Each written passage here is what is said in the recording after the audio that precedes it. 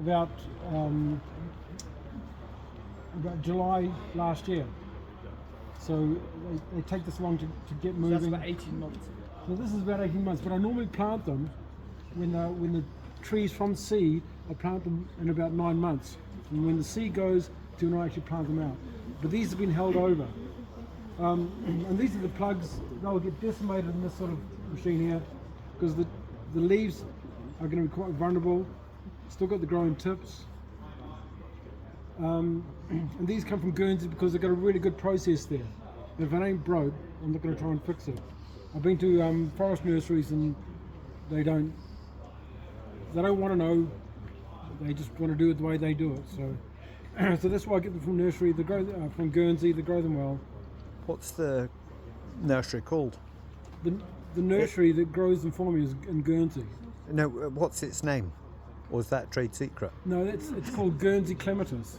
Oh right, yes. And they grow all the trees on contract for me, and they've got a good process. And because they grow clematis all year round, but there's a season to that. So on their outside season, they grow these. So it keeps more people employed for longer at the nursery. So it works both ways. But I sell these. Quite a few of them go through Kevin. A lot of the smaller lots. But over the past few years, I've planted about 500,000 of these trees around. And you've seen the photos. They grow really well if you do the silviculture, and if you understand how to look after them.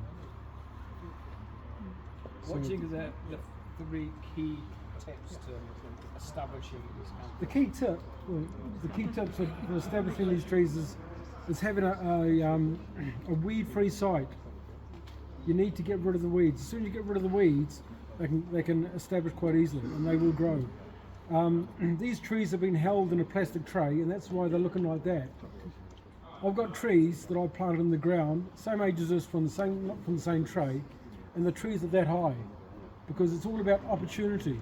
These trees are sitting in a tray waiting to grow, so they're sitting there waiting. So the key thing is to get them in the ground as soon as possible, and they will deliver.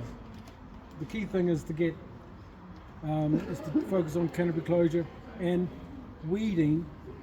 The more you weed post-planting, the better. What's the optimum time of year to plant them? The best time of the year to plant them is at the end of winter, when the last frosts have finished. So in Cornwall it's going to be February, March. Up here it's going to be maybe May, June. Yeah. July. Sorry. August. But so the thing is, the key thing is to get them planted, to give them the longest growing season before the winter comes in, and then they go into dormancy.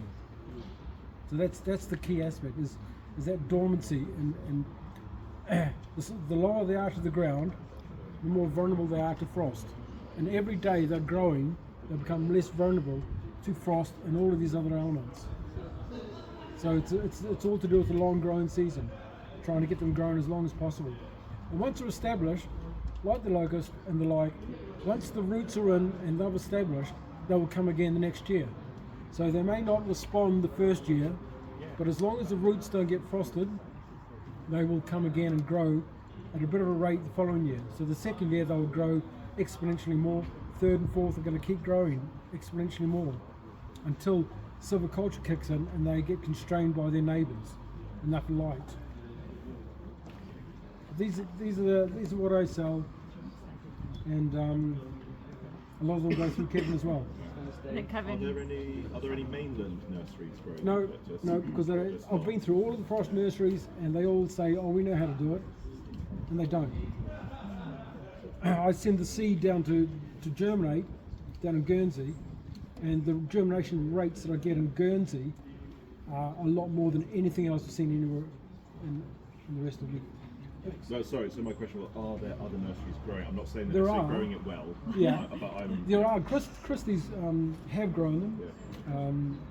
There's the one in Northumberland. Trees, please. Trees, please. I think they've got some. There's another couple, and they grow them. Cheviot trees have grown them, and Alba trees have. Cheviot do them, and the reason why they do them well is because it's very focused. So they do smaller lots of trees, but they look after them more. They put them in greenhouses. So it does work, and I work with cheviot trees and alba and all the rest. But it's I'm looking at 100,000, 150,000 trees a year. So Yeah. you know, we all actually all work together on these things. It's all to do with learning. Thanks very much, No, Brian. I was come going in to at say, this Kevin, point. let Kevin jump in.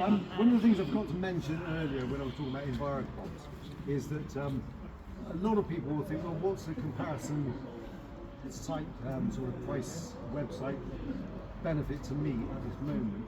Well, because of that, what we want to do also is upskill people. We've created this game, we call it Cropper, and it's essentially it gives you a chance to find out all of the right things to do if you were a landowner and were thinking about planting willow or miscanthus.